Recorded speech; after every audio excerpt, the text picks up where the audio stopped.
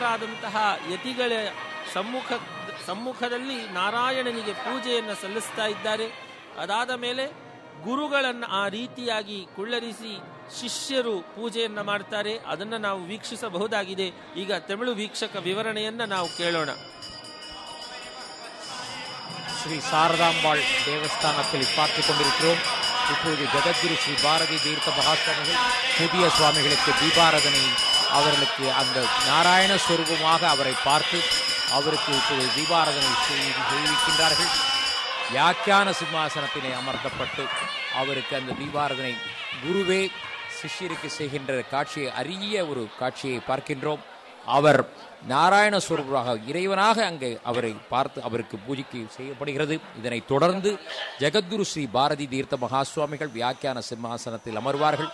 அவருக்கு குரு பூஜை, புதிதாக துறவரம் பெற்ற துறவி அவருக்கு பூஜை செய்வார்கள். ஸ்ருங்கேரி மரபுப்படி ஜெகத்குரு சங்கராச்சாரியால் சீடரை எடுத்த பிறகு அவருக்கு மகா சன்னிதானம் என்று பக்தர்கள் அழைப்பார்கள். அவரால் தேர்ந்தெடுக்கப்பட்டவருக்கு சன்னிதானம் என்று அழைப்பார்கள். ஆக மகா சன்னிதானம் அவர்கள் அந்த பீடத்திலே அமர்ந்த பிறகு சன்னிதானம் அவர்களுக்கு பூஜையை செய்வார்கள் என்று சொன்னால் உங்களுக்கு விளக்கமாக புரியும். இந்த யோக பட்டம் அவருக்கு என்ன அளித்தார்கள் என்பதை